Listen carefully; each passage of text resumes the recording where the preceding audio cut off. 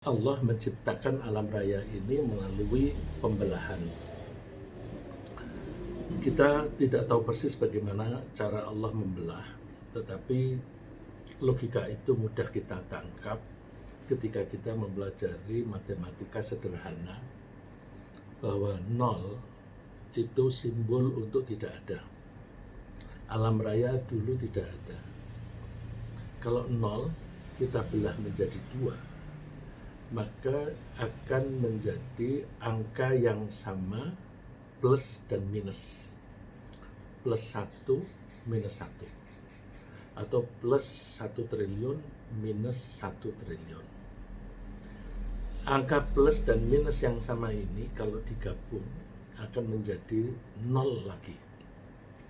Jadi bagi Allah mudah sekali menciptakan alam raya dari tidak ada menjadi ada, dan nanti kembali tidak ada lagi. Besok kita bahas insya Allah di pertemuan yang akan datang bahwa alam raya ini nanti akan dilipat, akan di-merge, di-merge menjadi satu, tabrakan satu dengan yang lain, maka terjadilah ledakan yang dahsyat lagi. Dan itulah hari kehancuran yang disebut as-sa'ah. Namun sebelum kita membahas itu, saya ingin membahas sesuatu yang impact-nya besar terhadap kehidupan kita sehari-hari, yaitu akibat dari penciptaan alam yang melalui pembelahan tadi.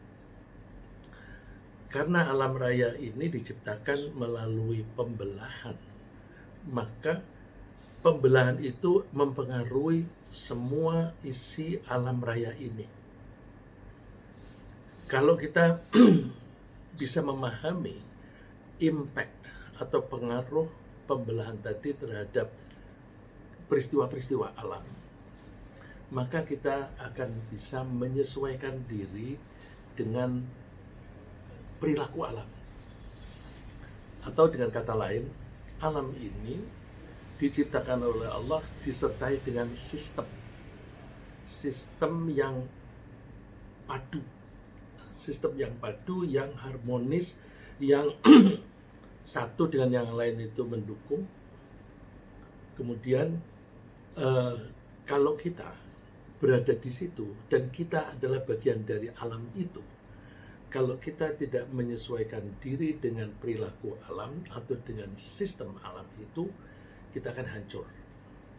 Maka sikap yang baik adalah kita mempelajari impact dari pembelahan tadi yang berpengaruh terhadap sistem atau operasional alam raya ini, agar kita menyesuaikan diri dengan itu. Maka kita pagi ini membahas bagaimana cara kita menyesuaikan diri terhadap peristiwa pembelahan alam dengan tujuan untuk menggapai kebahagiaan.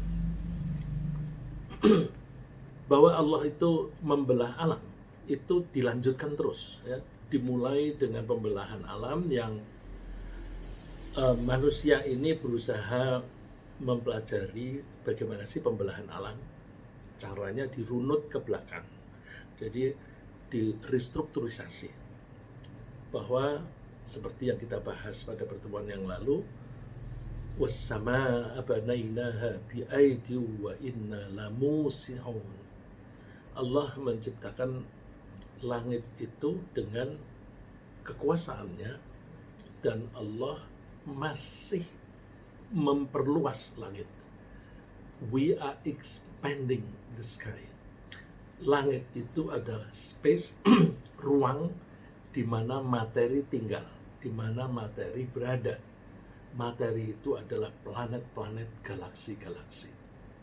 Mereka butuh tempat, tempatnya adalah space. Nah, space itu kita sebut langit. Kalau galaksi beserta planet-planetnya itu setiap hari itu makin hari makin menjauh, maka space-nya juga makin luas.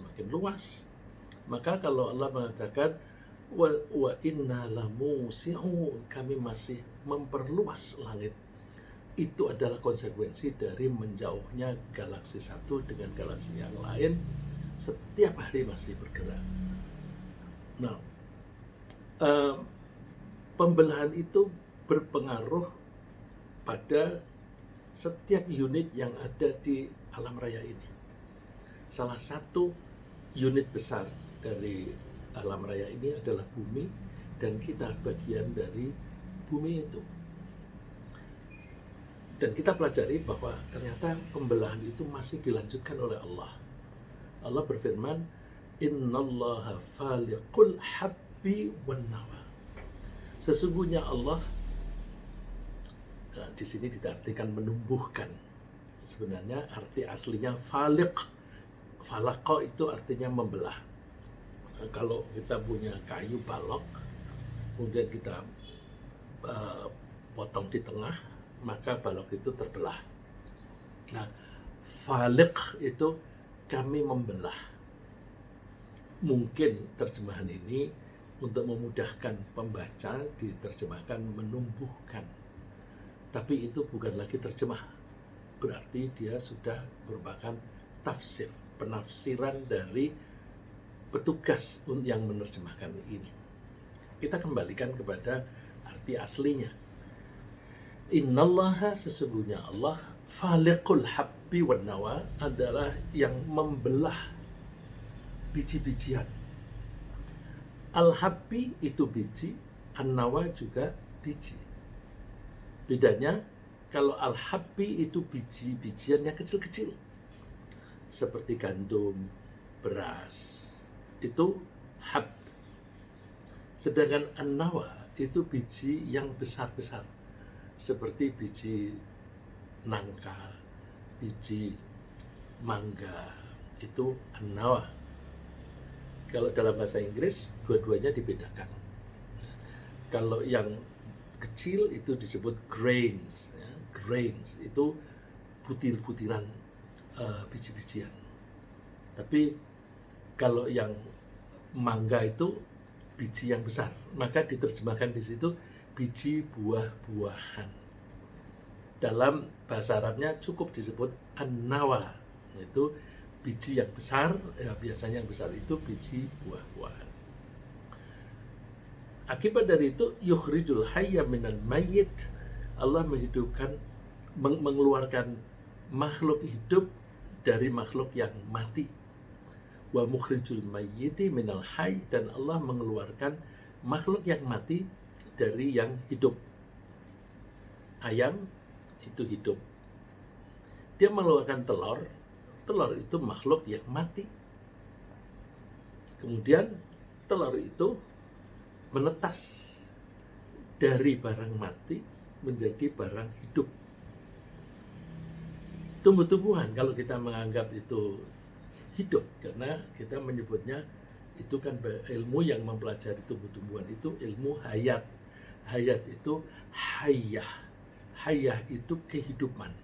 Jadi ilmu hayat adalah ilmu tentang kehidupan.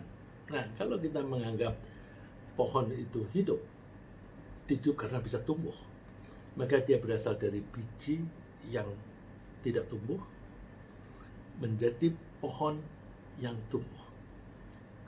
Dzalikumullahu fa'anna tufakun. Itulah Allah dengan kekuasaannya, bagaimana kalian bisa berpaling?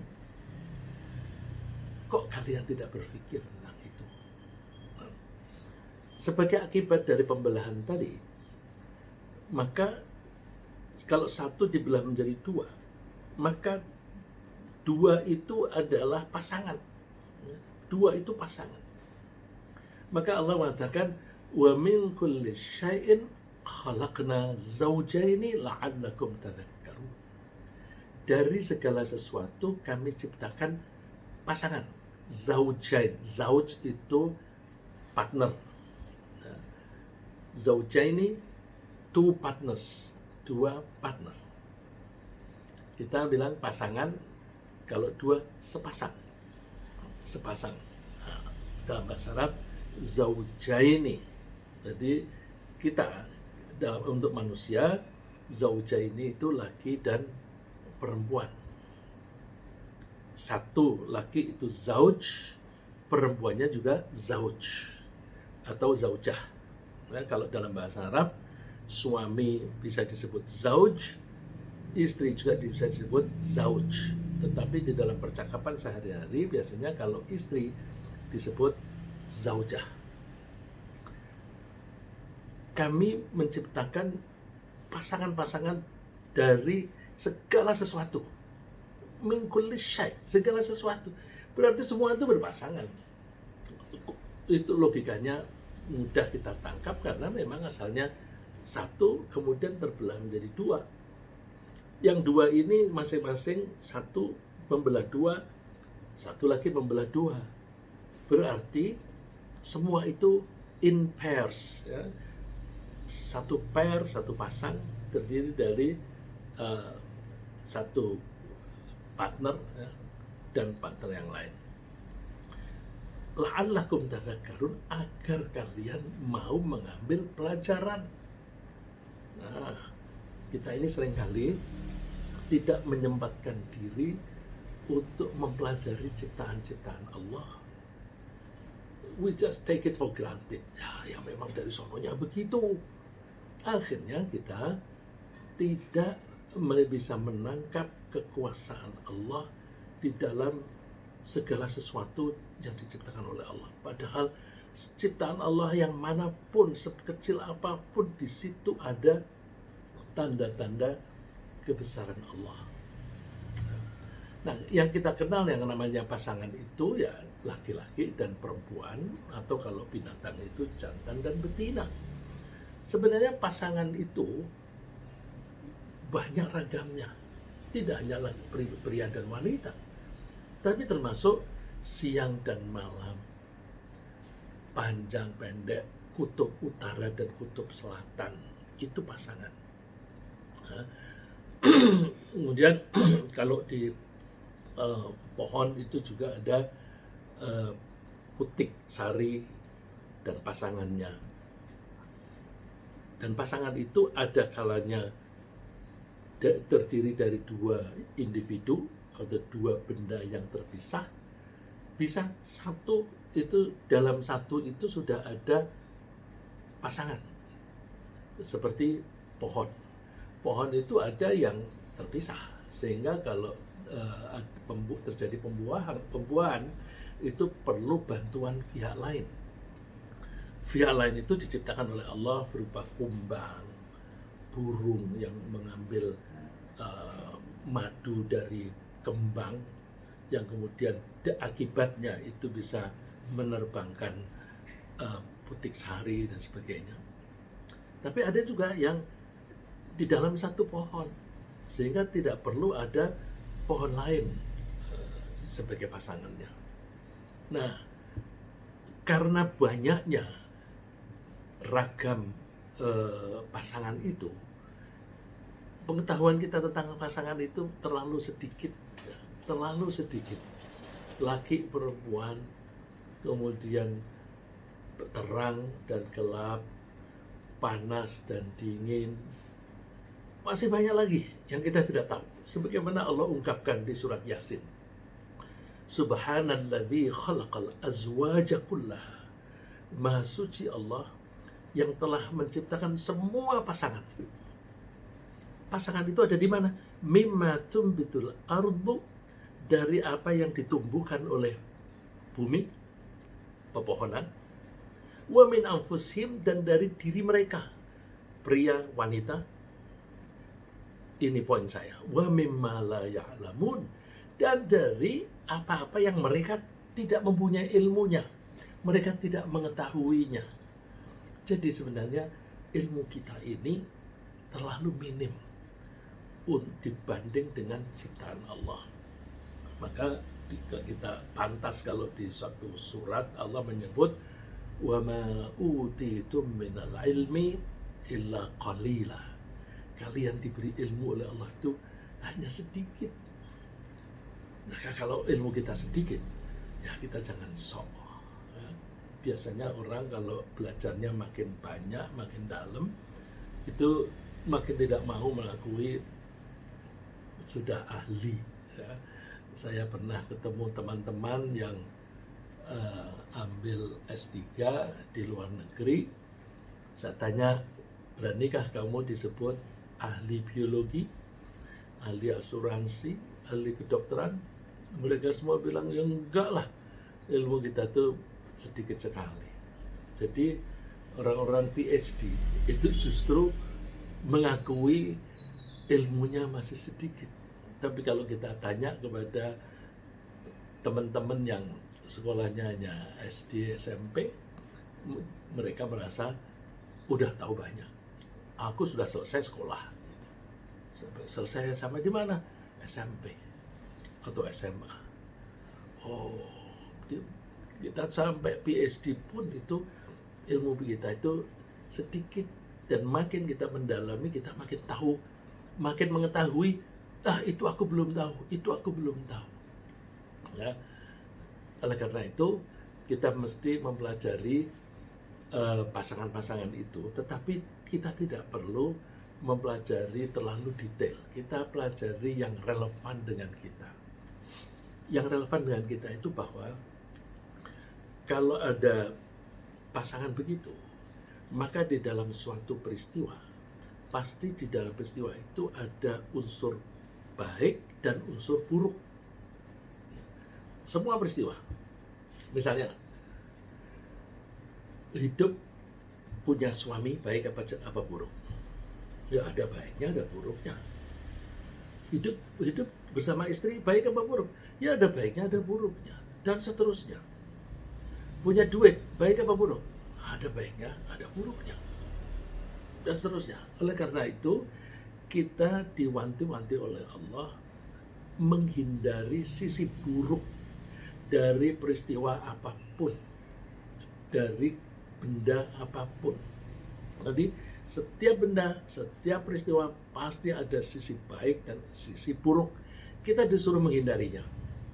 Tapi karena kita tidak selalu mengetahui, maka kita mesti rendah hati dengan mohon pertolongan Allah. Kita diajari, Qul a'udzu birabbil falaq. Katakan, ini diajari kita oleh Allah. Katakan, aku mohon perlindungan kepada Allah yang mengatur pembelahan. Ya, Rabbun itu beda artinya dengan ilahun. Kita menerjemahkan dalam bahasa Indonesia sama. Ilahun Tuhan, Rabbun Tuhan. Padahal artinya beda. Kalau ilahun itu Tuhan yang harus ditaati, harus dihormati, harus disembah. Itu ilah. Tapi kalau Rabbun, Tuhan yang telah menciptakan segala sesuatu, merawatnya, membimbingnya, mendidiknya. Kalau itu manusia, berikut mendidiknya. Nah, kita mohon perlindungan kepada Allah, Rabbi yang mengatur. Mengatur apa? Al-Falaq. Al-Falaq tadi kita sebut falaqo itu membelah. Birabbil falaq berarti Tuhan yang mengatur pembelahan. Yang membelah Allah. Tapi setelah itu Allah tidak lepas tangan.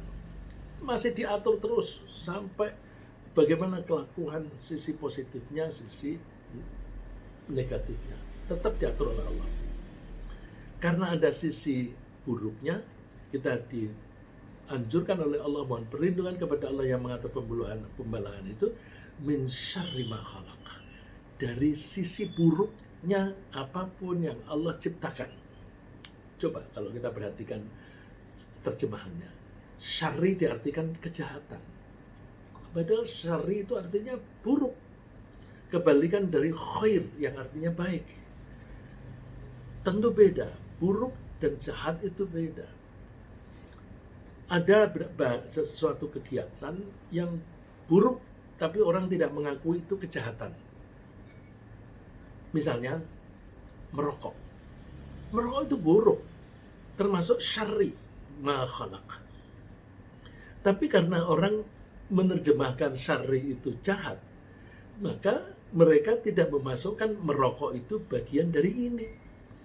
Padahal merokok itu ya termasuk bagian ini, yaitu sisi buruk. min syarri ma khalaq, dari sisi buruknya apapun yang Allah ciptakan.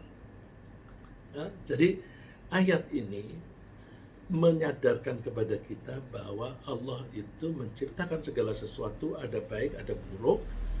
Kita diperintahkan menghindari sisi buruk dan mohon kepada Allah supaya kita dihindarkan atau dilindungi dari sisi buruk apapun. Kita berkeluarga, nikah. Kita berani nikah karena kita berpikiran positif. Dengan nikah maka hidup akan bahagia dan sebagainya. Oke. Tetapi waspada. Dalam pernikahan itu ada sisi buruk. Bukankah kalau seorang suami memperlakukan istri dengan jahat, maka istri itu bisa membalas? Suami memperlakukan istri dengan jahat, itu berarti dia menjadi musuh. Itu perilaku buruk dari suami.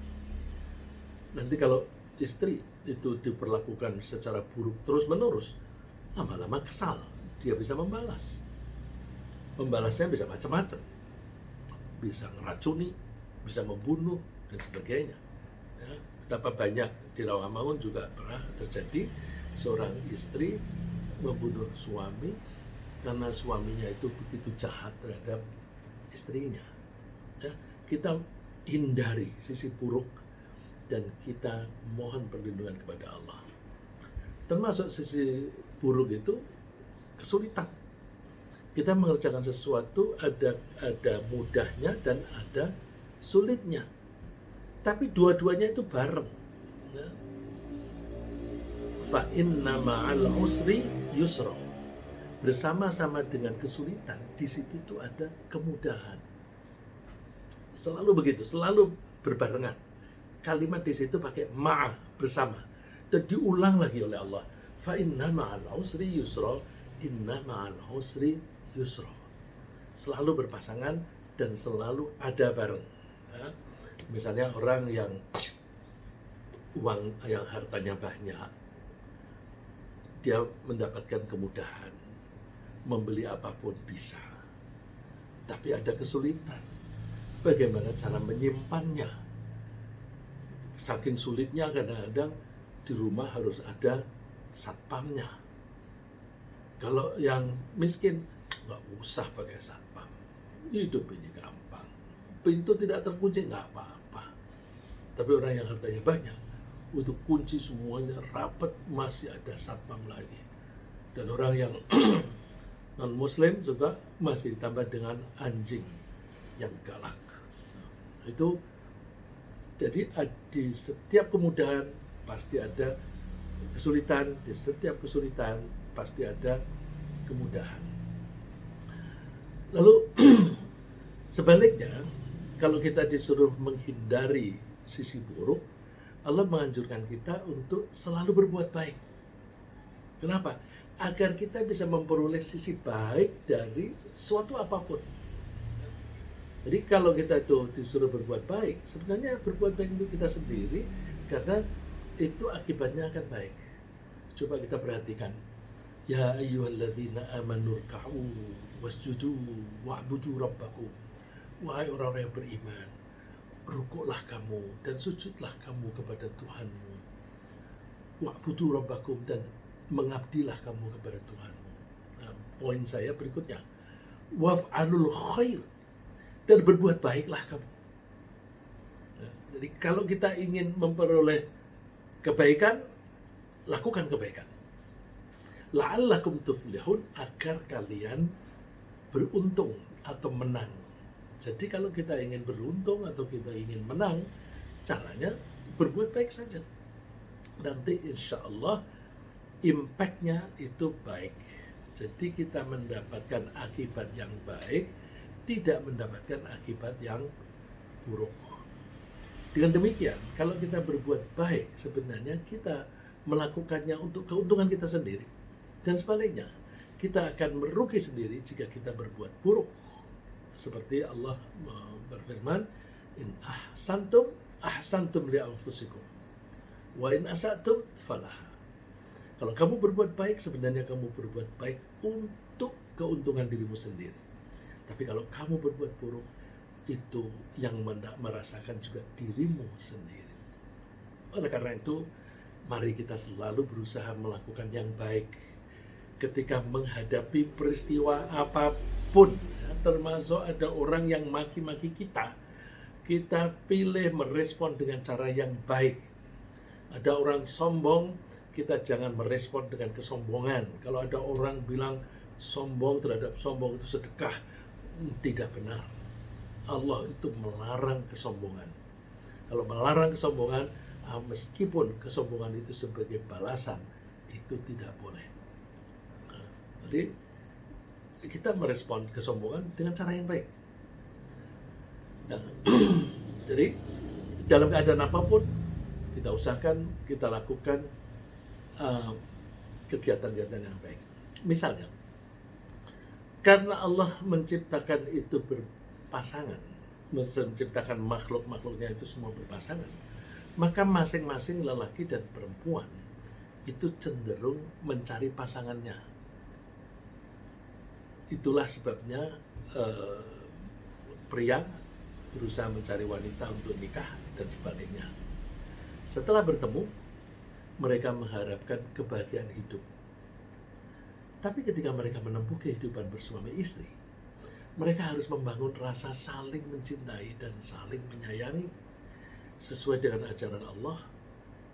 Kalau mereka melakukan itu, saling mencintai dan saling menyayangi, maka Allah akan memberi mereka kehidupan yang tentram dan bahagia. Seperti yang difirmankan oleh Allah yang biasa dikutip atau dibaca pada waktu acara pernikahan.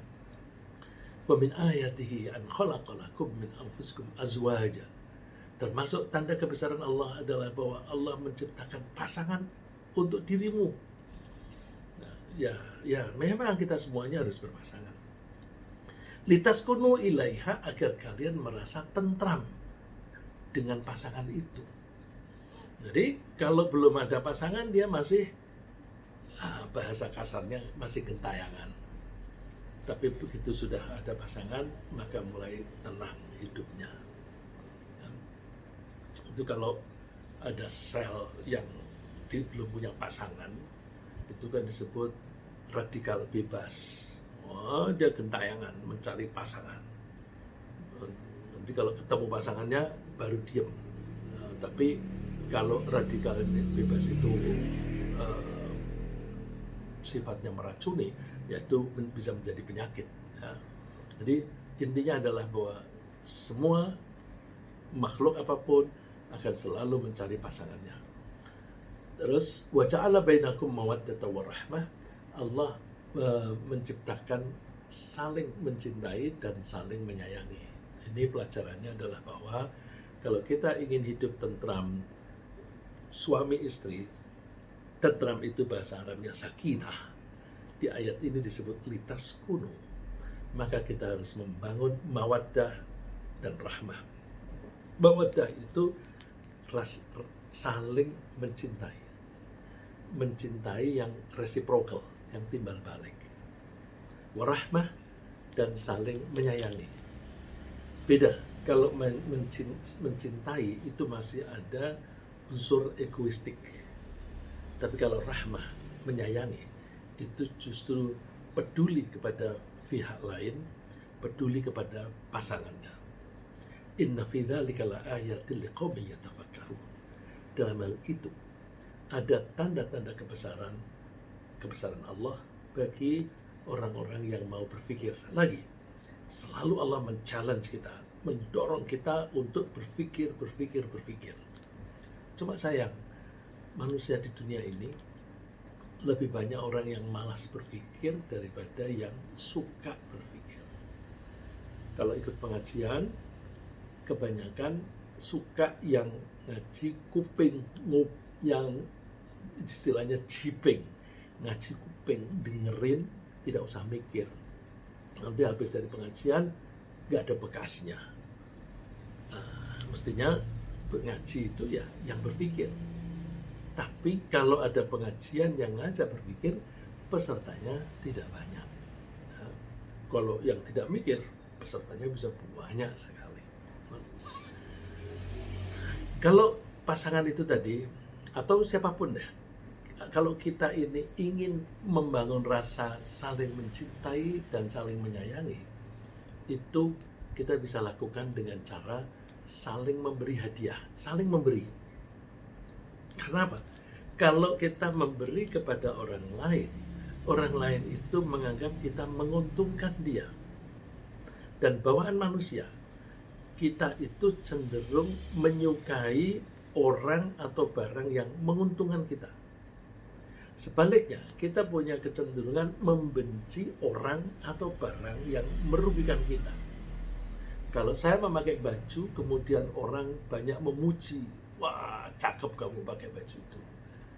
Wah berarti saya diuntungkan oleh baju itu. Maka lain kali saya pakai lagi. Tapi kalau saya pakai baju, ada orang, ya beberapa orang bilang jelek, kamu pakai ini kelihatan gendut, ini norak, nanti lain kali tidak mau pakai lagi karena itu merugikan. Nah oleh karena itu kalau kita ingin disukai oleh orang, caranya gimana? Kita untungkan dia dengan cara kita kasih hadiah. Ini ada hadis yang dikeluarkan oleh Imam Bukhari tetapi tidak dimuat di Sahih Bukhari. Jadi Imam Bukhari itu mengoleksi hadis, dipilah-pilih yang dia yakin betul-betul itu sahih, ditulis di satu buku, terus kasih nama Sahih Bukhari. Terus kalau yang gradasinya lebih rendah, dia tulis di buku lain. Tapi sejelek-jeleknya yang dia tulis itu biasanya kriterianya itu sudah tinggi. Maka setidak-tidaknya hadis ini hasan. Isinya apa? Singkat. Tahadau tahabu.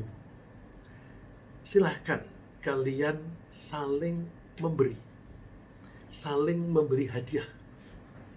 Niscaya akibatnya kalian akan saling mencintai. Jadi kita jangan terlalu egois. Kita mempunyai sesuatu yang bisa dibagi kepada teman, kepada orang yang butuh dan sebagainya. Saya lanjutkan lagi impact lain, ya. Impact lain dari pembelahan. Kalau tadi impact dari pembelahan berarti pasangan-pasangan. Ada impact lain. Karena penciptaan alam raya itu melalui pembelahan yang mengakibatkan terjadinya pasangan-pasangan tadi, maka di alam raya ini berlaku hukum keseimbangan. 1 jadi 2. 2 itu kan plus dan minus. Nah, plus dan minus itu membuat seimbang. Dan Allah suka keseimbangan. Coba kita perhatikan. Mata kita 2 dan posisinya simetris. Telinga kita 2, posisinya simetris. Dan umumnya bentuknya pun serupa. Pundak kita 2, simetris. Pokoknya yang 2-2 itu dibuat oleh Allah tuh simetris. Karena simetris itu membuat keseimbangan. Nah, keseimbangan itu termasuk hukum alam yang diciptakan oleh Allah. Kita jangan berhenti hukum alam. Kalau orang barat bilang, oh itu sudah hukum alam. Kita jangan berhenti di situ. Itu hukum alam yang alamnya dibuat oleh Allah. Karena alamnya dibuat oleh Allah, maka hukumnya pun yang menciptakan juga Allah. Allah berfirman, was-samaa'a rafa'aha wa wada'al mizan. Allah membuat langit ada di atas. Nah, kalau kebalikan dari langit di atas, maka bumi di bawah. Itu pasangan. Di sini tekanannya tidak di situ, tapi Allah membuat langit di atas dan Allah wa wada'al mizan, meletakkan keseimbangan. Jadi alam raya ini seimbang. Contoh keseimbangan yang diciptakan oleh Allah di alam raya ini adalah keseimbangan antara energi yang masuk ke atmosfer bumi dan energi yang keluar dari atmosfer bumi. Jumlah energi yang masuk ke atmosfer dan jumlah energi yang keluar selalu sama. Karena itu seimbang. Apa sih pentingnya sama energi yang keluar masuk? Kalau energi yang keluar dan masuk itu sama, maka temperatur permukaan bumi dan juga iklim itu bisa stabil. Coba kalau terlalu banyak yang masuk, makin panas. Kalau terlalu banyak yang keluar, nanti makin dingin. Iklim menjadi kacau. Tapi Allah membuat seimbang. Karena itu tadi konsekuensi dari sepasang tadi. Ya, ini disebut energy balance. Energy balance itu kalau kita cari ada macam-macam. Ada energy balance untuk atmosfer, ada energy balance untuk badan. Kita perhatikan yang atmosfer. Ini gambar saya ambil dari www.weather.gov. .gov itu government, jadi ini resmi dari pemerintah. Ini yang masuk, kemudian ada yang langsung ke bumi, ada yang mantul kembali karena ada awan. Jadi mantul kena awan, kemudian balik lagi ke atas. Dan yang sampai di bumi pun itu ada yang segera naik, ada yang masuk. Tapi dari bumi itu juga dari dalam ada yang keluar, kemudian jumlah yang masuk dan yang keluar ke atmosfer bumi itu selalu sama. Jumlahnya sama-sama 100. Oleh karena itu kita kagum bagaimana Allah mengatur supaya alam raya ini seimbang. Dalam badan kita juga begitu. Coba kita perhatikan. Suhu badan kita yang sehat itu kan antara kira-kira, mohon maaf kalau saya salah, antara 36 sampai 37,5. Terlalu tinggi dari itu sakit, terlalu rendah dari itu sakit. Nah, Allah itu Maha Penyayang. Suhu kita tuh dijaga konstan, selevel itu. Dengan mekanisme-mekanisme yang ada di dalam tubuh kita, ditanamkan. Ya, antara lain, di dalam badan kita itu ada mekanisme yang disebut homeostasis. Homeostasis itu mengatur kalau terlalu banyak panas yang masuk, dikeluarkan lagi. Dan kalau terlalu dingin di luar, badan kita ini ditutup. Nah, nutupnya itu dengan cara pori-porinya dibuat rapat. Maka kalau kita sedang berada di dalam cuaca yang dingin, pori-pori kita rapat, lalu seolah-olah bulu-bulu kita itu berdiri, terasa kasar. Itu sebenarnya Allah menutup. Jangan keluar kalorimu jangan keluar. Karena kalau kamu menuruti keluar, di luar itu dingin, kalau kemudian mengalir keluar, nanti menjadi beku. Allah menjaga itu, dan sebaliknya. Nah, oleh karena itu, Allah wanti-wanti. Karena alam raya ini dibuat seimbang, maka kita tidak boleh melanggar hukum keseimbangan itu dalam kehidupan. Allah melarangnya, Allah tatghaw fil mizan. Kamu jangan melampaui batas dalam keseimbangan. Lagi ini kadang-kadang terjemahannya itu kurang pas. Kalau ini sudah saya ubah. Fil mizan itu artinya keseimbangan. Mizan itu isim masdar mim. Tapi oleh penerjemah dianggap itu isim alat. Kalau bentuknya sama-sama mizan. Kalau itu dianggap sebagai isim alat, yang namanya alat itu artinya alat keseimbangan, itu neraca. Tapi kalau itu isim masdar, artinya keseimbangan, balance. Allah tatghaw fil mizan, hati-hati kalian jangan melanggar keseimbangan. Kalau melanggar, celaka sendiri kita. Nah, secara teknis itu tadi kan in general, ya, secara umum jangan melanggar keseimbangan. Secara khusus Allah wanti-wanti wa aqimul wazna bil qisti wa la tukhsirul mizan. Kalau kamu berdagang, kamu menjual barang, jaga keseimbangan itu. Kalau kamu sudah setuju 1 kilo anggur harganya 100.000, value 100.000 rupiah dan value 1 kilo anggur ini sama. Kalau dikurangi setengah on misalnya, itu sudah tidak seimbang lagi. Itu melanggar keseimbangan. Aqimul wazna bil qist. Penuhilah, tegakkanlah keseimbangan itu dengan pas. Wala tukhsirul mizan, kamu jangan mengurangi keseimbangan. Ini yang paling gampang diumpamakan itu buah. Tapi yang banyak terjadi terutama di negara kita itu jasa atau barang yang tidak kelihatan mata, tidak mudah kelihatan. Misalnya konstruksi bangunan, itu besi beton itu kan nanti ditanam di dalam betonan itu, sehingga kalau dikurangi 1 mili aja diameternya nggak kentara.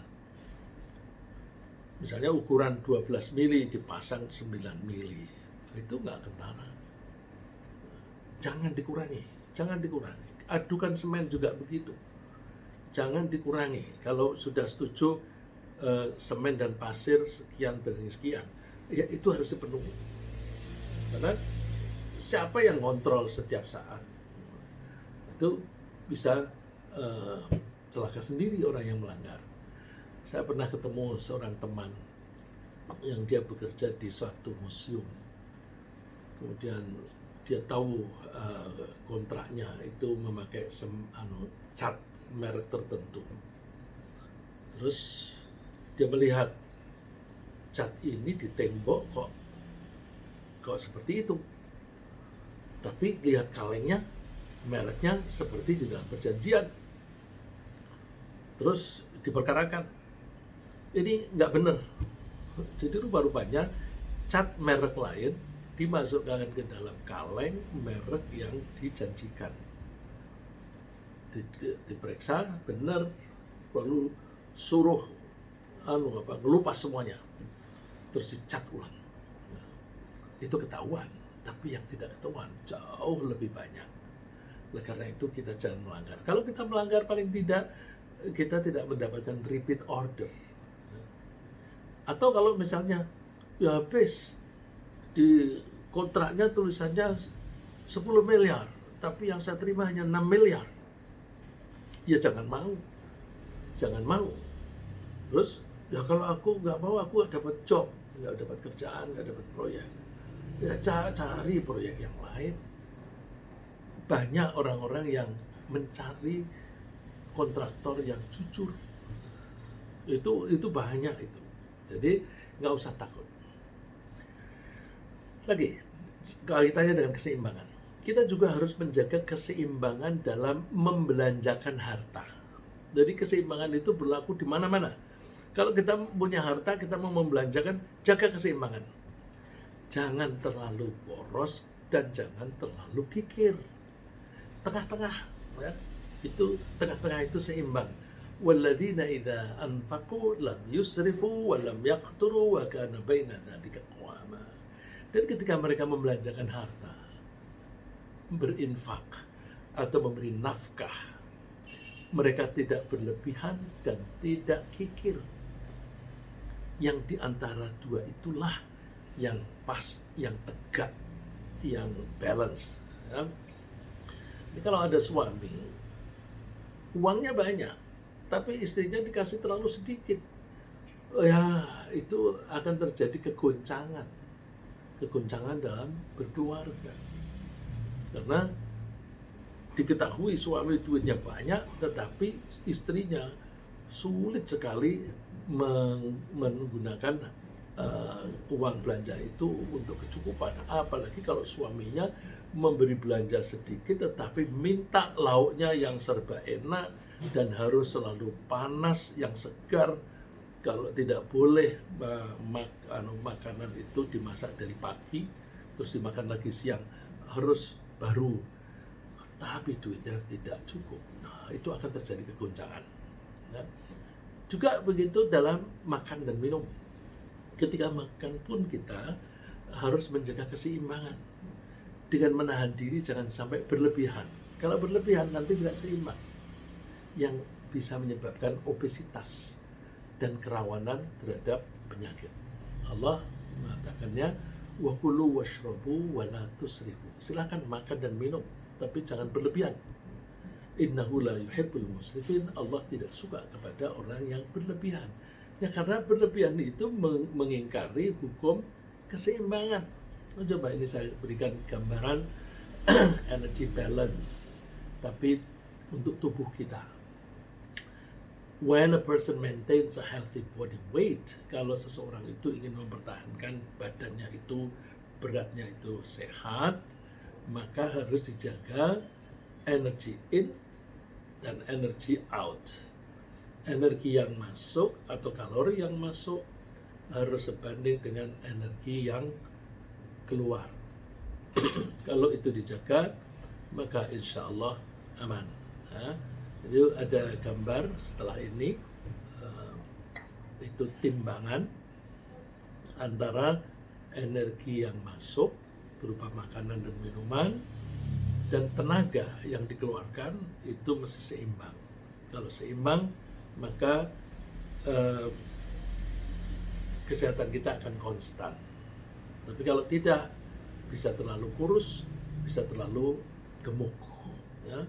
Ini gambar keseimbangan dalam konsumsi. Ini juga disebut energy balance. Ya, kalau tadi energy balance untuk earth atmosphere, untuk atmosfer bumi.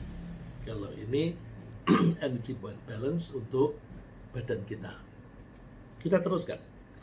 Ketika kita mengelola atau memimpin kelompok manusia itu bisa berupa keluarga, bisa berupa perusahaan, yayasan, pemerintahan, dan sebagainya. Pokoknya kalau kita memanage sekelompok manusia, kita harus menjaga keseimbangan. Nah, keseimbangan di dalam kehidupan sosial itu disebut adil. Adil itu, al-adil itu artinya tegak. Nah, kalau tegak itu seimbang. Kalau dia miring, itu namanya tidak seimbang, bisa roboh. Kalau tegak, maka itu seimbang. Kalau kita sholat, habis rukuk, kita berdiri. Berdirinya tegak. Berdirinya itu disebut i'tidal. I'tidal, tegak lurus, yang seimbang. Allah menganjurkan i'tilu huwa aqrabu littaqwa. Berlaku adillah kamu. Keadilan itu dekat dengan ketakwaan. Jadi keseimbangan itu berlaku di mana-mana, termasuk dalam bertuhan. Ya. Ketika beragama, kita juga mengambil posisi yang seimbang. Yang seimbang itu gimana? Ya jalan ke beragama yang lurus, yang di tengah-tengah. Yang di tengah-tengah itu tidak miring ke kiri, tidak condong ke kanan, tapi lurus. Nah, itu istilahnya as-siratal mustaqim. Ya. Kita setiap hari diperintahkan Allah, mohon diberi petunjuk ke jalan yang lurus. Ihdinas siratal mustaqim. Tunjukilah kami ya Allah jalan yang lurus. Siratal ladzina an'amta 'alaihim ghairil maghdubi 'alaihim waladdallin. Amin. Lalu ketika kita melaksanakan tugas ibadah, kita juga menjaga keseimbangan. Bagaimana menjaga keseimbangan di dalam beribadah? Ya semampu kita. Namanya semampu kita itu bukan asal-asalan, tetapi sebatas kapasitas kita. Kalau melebihi kapasitas itu berarti berlebihan, over. Ya? Over. Kalau kurang dari kapasitas itu namanya malas. Jadi kita tidak boleh malas, tidak boleh terlalu rajin. Terlalu rajin itu gimana? Ya, sholat malam ngantuk-ngantuk diterusin, malah nggak paham. dengan apa yang dibaca. Tidak punya duit cukup, pengen pergi haji, lalu ngutang sana ngutang sini, itu memaksa diri, melebihi kapasitas. Allah tidak menganjurkan itu. Ya, kalau memang nggak punya, ya udah nggak usah pergi haji, nggak ada kewajiban kok. Dosa nggak? Ya enggak, orang tidak ada kewajiban. Ya? La yukallifullahu nafsan illa wus'aha. Allah tidak membebani tugas kecuali sesuai dengan kapasitas orang itu. Ya, jadi akibat dari pembelahan ini itu banyak kejadian, antara lain keseimbangan berpasang-pasangan dan keadilan dan moderat, ya, moderat. Ketika kita berperilaku, itu perilaku yang moderat, yang tengah-tengah, insya Allah selamat. Nah, ringkasnya apa yang kita bahas pagi ini, bahwa Allah menciptakan alam raya ini melalui pembelahan. Akibat dari pembelahan, semua yang ada di alam raya ini berpasang-pasangan, termasuk baik buruk. Allah menganjurkan kita mengambil sisi baik dan menjauhi sisi buruk. Pembelahan juga mengakibatkan keseimbangan. Allah menjaga kita, menjaga keseimbangan dalam perkawinan, keseimbangan dalam kepemimpinan, keseimbangan dalam belanja, dan keseimbangan dalam mengkonsumsi. Termasuk menjaga keseimbangan adalah melaksanakan tugas sesuai dengan kapasitas masing-masing. Semoga Allah memudahkan kita menggapai kebaikan dan menjauhi keburukan. Amin ya rabbal alamin.